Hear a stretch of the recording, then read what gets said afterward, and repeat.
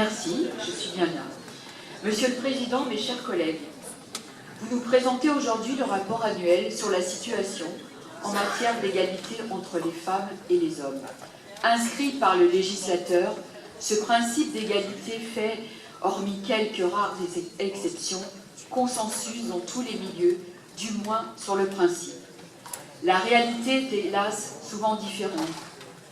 Car si en France, les droits des femmes ont été progressivement reconnus par de nombreuses lois visant à assurer la parité en politique, à promouvoir l'égalité professionnelle et à lutter contre les violences, qu'elles soient physiques ou sexuelles, de nombreuses inégalités perdurent. Salaire, organisation familiale qui incombe aux femmes, violences conjugales dont elles sont les principales victimes.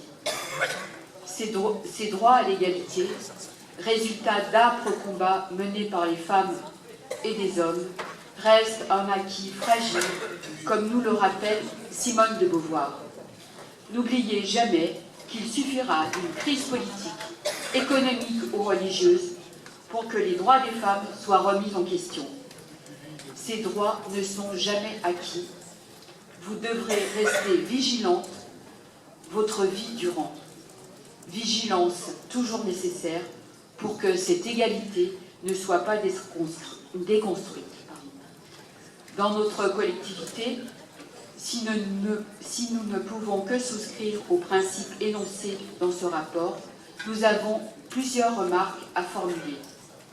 La première est le regret qu'au moment de la création de la métropole, en votant ici même l'unification des statuts des agents issus du département et du Grand Lyon, nous n'ayons pas profité de cette occasion pour affirmer un engagement fort que toute action soit guidée par le principe d'égalité homme-femme.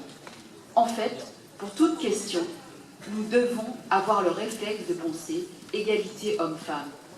Dans les politiques sociales, il faut systématiquement se poser la question en préalable de toute décision, comme le fait Madame Thérèse Rabatel sur la question du handicap, entre autres, pour irriguer cette problématique de l'égalité femmes-hommes. Elle nous a confié ne pas se représenter, et je n'aurai sans doute pas d'autre occasion pour la remercier des actions qu'elle mène pour faire vivre l'égalité femmes-hommes. Avec un regret que votre exécutif, Monsieur le Président, fasse exception au principe de parité et soit donc en contradiction avec les principes énoncés. Espérons que lors du prochain mandat, les femmes auront toute leur place ici même. Un autre point nous inquiète, celui de la prostitution dans la métropole des mineurs, dont de très jeunes filles originaires de l'Afrique subsaharienne, contraintes par des réseaux mafieux de rembourser leur voyage en se prostituant. Un autre point concernant la prostitution étudiante, via notamment Internet, qui est également inquiétante sur la métropole.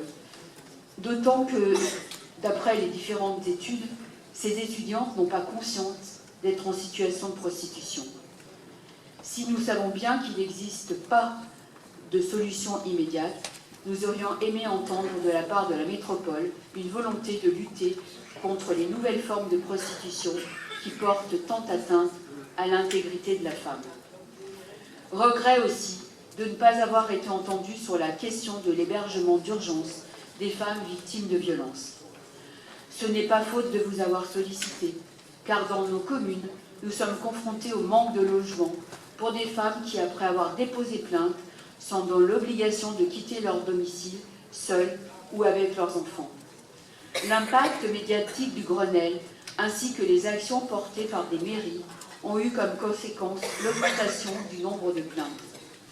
Sans doute que ces situations existaient préalablement et que ces femmes se sont senties enfin autorisées à saisir la police, ce qui est évidemment une bonne chose. Encore faut-il que l'on puisse les protéger, elles et leurs enfants.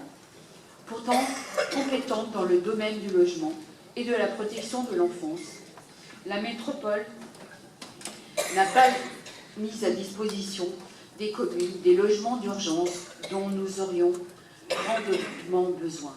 Monsieur le Président, il y a encore beaucoup à faire pour l'égalité homme-femme et nous comptons sur l'engagement de chacun d'entre nous.